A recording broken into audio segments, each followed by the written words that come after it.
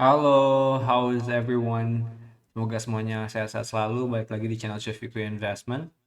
Kali ini kita bakal bahas performa portofolio saya di week. Saya lupa ke week keberapa, mungkin ke 20-an ya.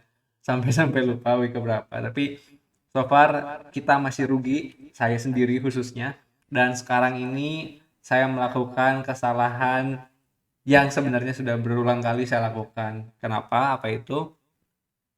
Kesalahan itu adalah FOMO, guys.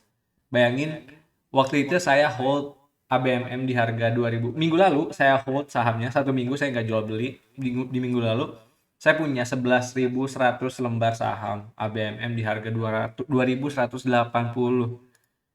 Kita lihat sekarang ABMM harganya berapa ya? 2.410 kali, kalau misalkan saya masih punya ya, 26,7 juta, jadi dapat sekitar 3 ya, 2 sampai 3 jutaan lah ya. Tapi saya malah jual dengan alasan yang nggak jelas. Apa alasannya?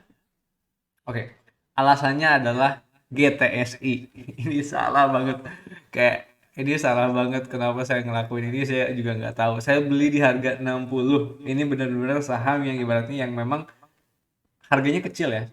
Di bawah 100 rupiah per lembar sahamnya gitu. Jadi saya kebawa emosi.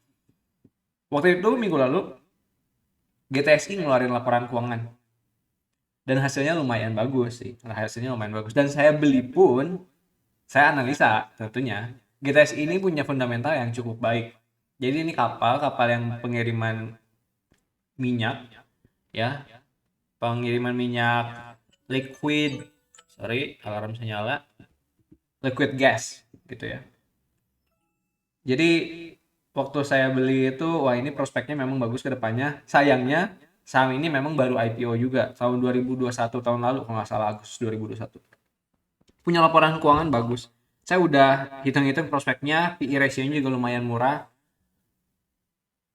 Saya kira waktu laporan keuangannya rilis, oke ini menarik banget nih. Saya takut kehilangan momentum buat naik. Ternyata salah, guys.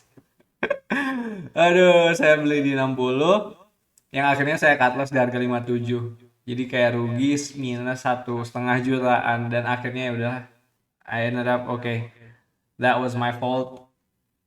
Ya udah saya go all in aja di ITMG sekarang jadinya. Bayangin kalau misalkan masih hold di ABMM.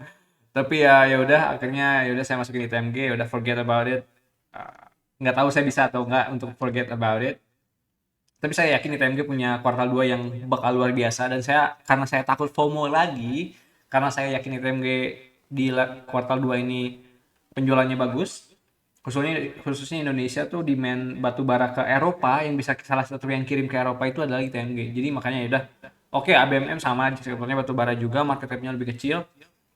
Kenapa nggak masuk ABMM lagi gitu?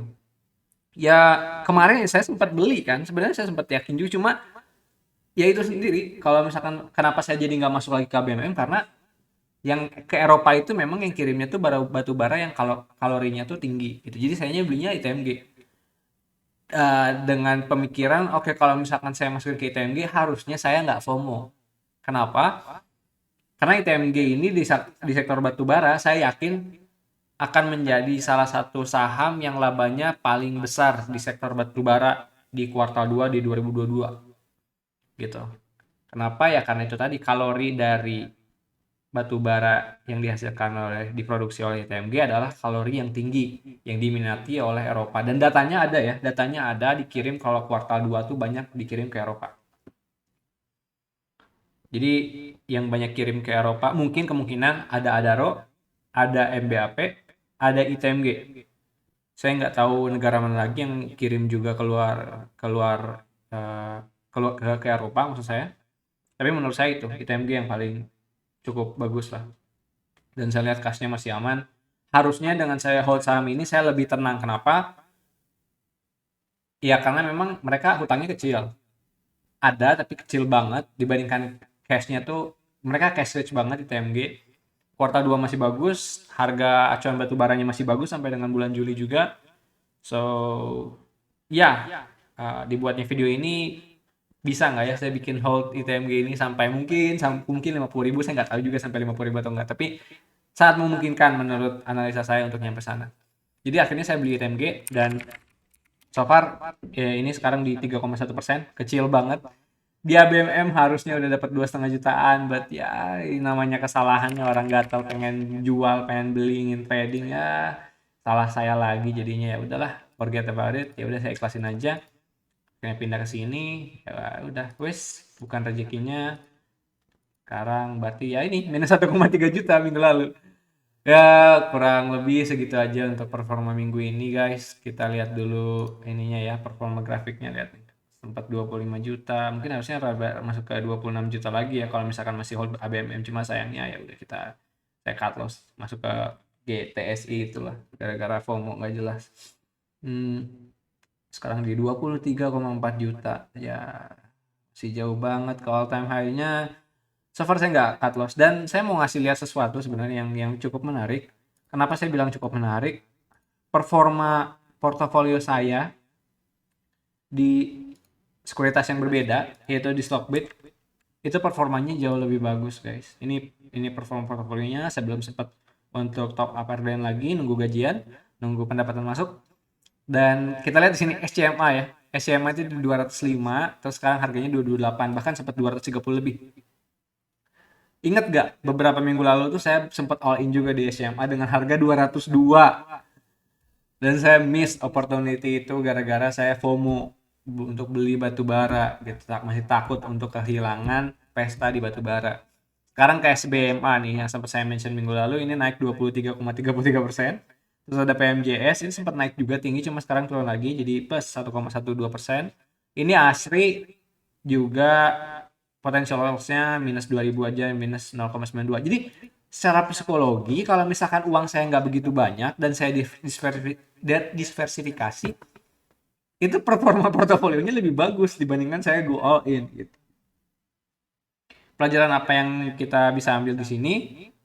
Ya sepengaruh itu uang yang kita investasikan ke saham, yang mana yang kita punya risk reward ratio-nya yang lebih baik, mental kita gimana, portofolio kita agar mental kita aman, biasanya itu yang portofolionya lebih bagus performanya. Ini lihat lotnya kecil-kecil, nggak nyampe 2 juta, ternyata persentasenya bisa gede gitu.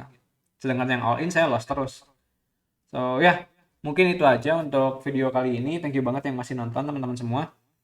Saya bakal bikin video seharusnya minggu ini analisa soal ITMG mungkin.